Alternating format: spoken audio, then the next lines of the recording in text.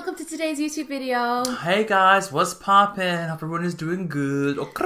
This is the second video that we're filming today, and we're just going to answer questions that I got on my Instagram page. And they're just random. Navid hasn't seen them yet. I've got them on a piece of paper in front of me. And we're just going to go through it. Okay? Yes, I'm excited. Let's see what people have to say. Okay. Amjad0204 says, does it matter what degree class you get? No, not really. You know what? In the beginning, I was fixated in getting a first class, but you know when you get your degree, it's like no one gives a shit. Absolutely no one gives a shit. It's like you're just a no one's even asked me. As long as you're a qualified pharmacist and you're registered, that's all what people care about, to be honest with you. The most they ask is which uni did you go to? Yeah, that's true. No one says what degree class did you get. So SB000 asks, will a PhD help in community pharmacy service, or is an MPharm degree sufficient? Now you can answer this because you work in community. Yeah, I'm a community pharmacist and I've got a pharmacy business and I work there as well. But no, you do not need to do PhD to work as a community pharmacist. That would be a bit overboard, wouldn't it? That's being too ambitious, I think. Yeah, I think that PhD would be a better use in research. Or even in a hospital. Yeah.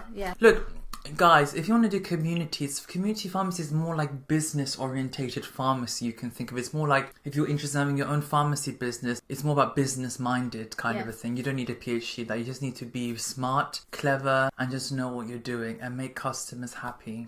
Because if you don't make them happy, they're going to shoot off to another pharmacist, and you don't want that. Yeah. Ouchie7777 asks, how did you manage to revise for the registration exam after a long day of work? Can you do a pharmacy outfit video? Love your style. Thank you.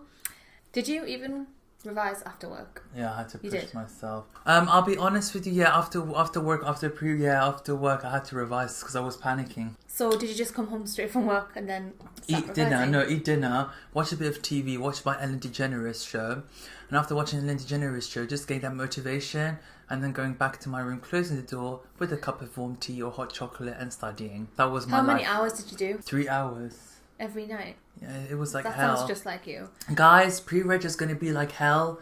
I'm warning you, it's not going to be fun. It's going to be hard work.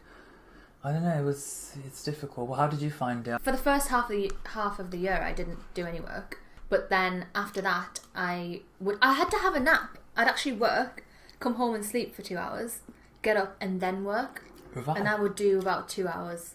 Yeah. Oh my god. Yeah, I had to have a nap. Like, my brain was not going to function if I did not have that nap. So it depends on what your technique is. Or I would just do none during the week and then just use the whole weekends to do it. True, yeah. The weekends was the best time to revise. It is a stressful time because so much depends on you passing that exam, given that you've just studied 4 years of a degree for it. And you won't have any social life. Oh, okay, maybe you did.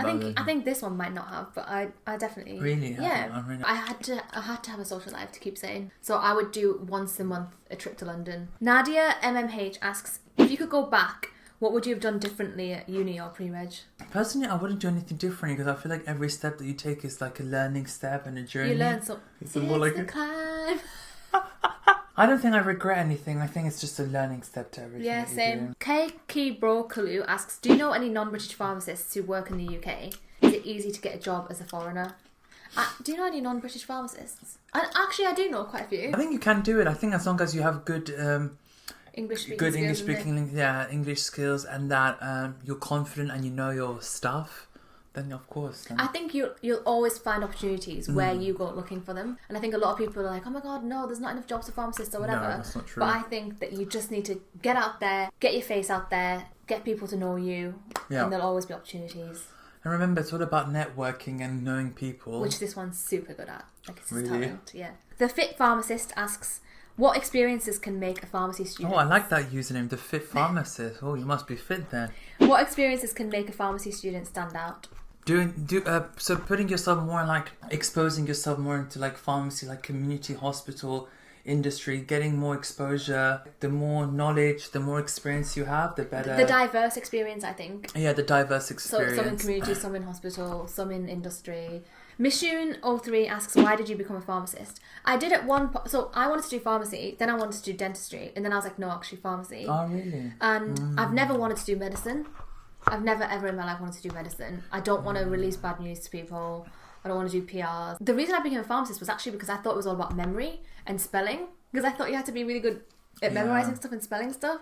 And for drug names and all of that, it turns out that's not really what it's about, but I don't regret it. What about you? My reason of being a pharmacist, was that it was just more because I had my parents that were both pharmacists. Well, not both, but my dad who was a pharmacist. And obviously I took my experience from there. I kind of enjoyed it. I liked the business aspect of it. And I just always thought that with pharmacy there's more opportunities, to be honest. And that's why I went for it. I'll be honest, in the beginning I was like into aeronautical engineering because I was obsessed with planes. I was obsessed with how they fly. But then actually I had a reality check where I'm like, think about it. If you're doing aeronautical engineering, are there job opportunities after you graduate? And then I was like, oh yeah, hold on. Yeah, that's true. So then I switched to pharmacy. For the stable route. We chose stability, didn't we? I think everything's stability, but sometimes, I'm not going to lie, taking risks is also good, but I think what we both did was we got the stability, and then everything else outside of that was our hobby. Exactly. So we still have the job, but we do other stuff. We do lots of other stuff, don't we? So that was our... True. Yeah, like you're on TV.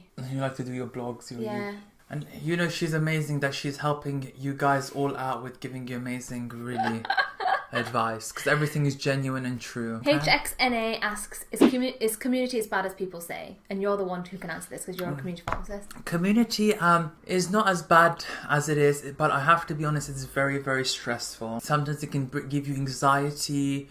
Sometimes you have to, you might get conflicts. Your patients might come in with a bad attitude. You might have to argue with them. Obviously, not you to argue them, but you have to be patient. They might shout at you, say abusive swear words, which I had so many abusive swear words being thrown at me just because the patient wanted a specific brand. But it is stressful. But once you have that rapport and you build that relationship with your patients, it's a beautiful thing. Because I've had many patients where I recommended them a certain treatment, and after 5 days they come back saying, "Oh my God, thank you so much. Like, you've literally saved my life." The good comes with the bad. Yeah, exactly. Yeah. So there's the good and bad, but it is stressful, and you have to be on top of your game, or else you're going to get queries, GP queries, patients calling, ordering. Oh, yeah, it's stressful, and the list goes on. Yeah, it's stressful, but it's enjoyable. Would you say the benefits are greater than the disadvantages? The benefits are greater than the disadvantages, I would say. Okay, that's good. So it's not as bad as people say? No, it's not as bad as people say. It just depends if you're thick-skinned. But if you're not thick-skinned, then, you might have trouble. I think as well, it depends on whether it's your own business. For you, it's your own business. Yes, so you depends take if more you're care. working for like Boots or Lloyd's. And I think if you don't work for yourself, then in community, the technicians and the dispensers struggle the most. Yeah, so this is the thing that Regina brought, good point. If it's your own pharmacy, then that's where the pressure is like a lot on you because you want to be the best, right? But if it's like you're just locuming or something like that, you don't really give a shit because all you do is just work and then get your money and goodbye, and you don't really see that. So this depends on which way you're looking at it. Agna25 asks, what should you be good at to be passionate as a pharmacist? I would say like chemistry, no? But does chemistry help you today? I think communication, it's all about communication skills, isn't it? It's about communication and personality. Yeah. And obviously your clinical knowledge. The more you know, the more respect you're going to get. That's true. Sometimes also, even if you don't know your stuff, try to sound like you do know your stuff. Sometimes it's about fake it till you make it. Obviously don't give unsolicited advice and false information, but coming across confident is important. Is it true that the field of pharmacy has become too saturated and it's hard to get a job as a pharmacist these days? To be honest with you, I feel like there are a lot of pharmacists out there, which is true. Yeah. But no, I do agree that there's actually a lot of jobs out there. I mean, with locums, you always have like jobs that are available at a good rate.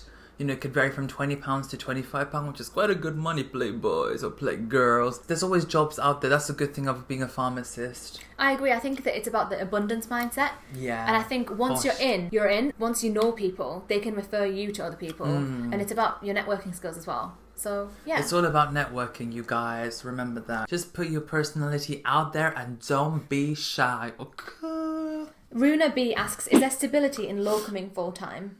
I think if you live at home, it's a good idea. Yeah, if you live with your family, your parents. But I don't think if you live out like me, I would prefer a set job with a set salary. But you know what's so funny is with locuming, you can easily get like £35 You can earn loads more, but I think it's not unstable, but you just don't know when your contract's called going to in. terminate. Yeah, that's true. Yeah, so I think it's got pros and cons, yeah. Parmida Zakipo asks, what is the pharmacy diploma you're studying, and does it count as postgrad?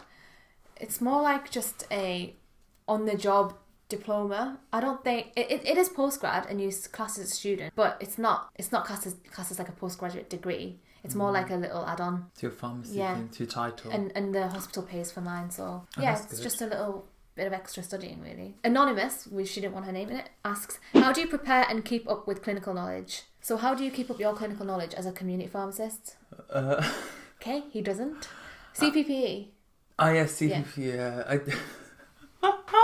Never mind. Yeah, I think I should skip the question to you, Regina. Just look up conditions, I think. Like now an interesting condition you can all study is about COVID-19. Yeah, and one thing that I was told by senior pharmacists is like, because I used to write a whole load of lists of conditions of stuff that I want to know, but I wouldn't look into it, whereas they just do it on the job. So if you don't know it on the ward, search it there and then, find out what it is. If you forget it, search it again. That's the best advice I've gotten about that. And last question is from Latte05, and it's, how do you bounce back from a setback and find yourself again? And that's not really a pharmacy question, but we've both bounced back from setbacks. And how did you recover from any setbacks? Probably crazy psycho. Oh, he's sweet but a psycho, a little bit psycho. And now she's screaming, mama. Sorry, I'll just be depressed and have snog. Yeah. And then get better with time. But I think there's a dip. So wait it out. Know that it's going to be shit for a while. My favourite phrase that I have for myself is crumble then reform. And crumbling is I take one day to accept the bad news, and the next day is reforming myself. To be honest, I'm a slow healer. Like, I've got a heart that's really sensitive, and if people really hurt me, like, I really go into a bad place. And how do you get out of it? I don't know, healing time, but at the same time, taking time off and just like... taking it easy. Yeah, taking it easy, but it's really hard. But you can get through it and try to reach out and just kind of dwell your problems to your friends and family. Yeah. So that is it. We've answered your questions. I'm sorry if I've missed any. Hopefully we can answer some more next time. Yes, definitely. You guys are all amazing. I'm obsessed with each and every one of you. Even though I don't know you, I'm obsessed with you. Add any questions for Navid if you or have myself any questions, in the comments. Exactly. If there's anything you guys need, just holler at us and we're always happy to help y'all. Follow this guy on Instagram. At Navid_soul, which is SOLE. And we'll see you in the next video. Okay, delete that video. Bye.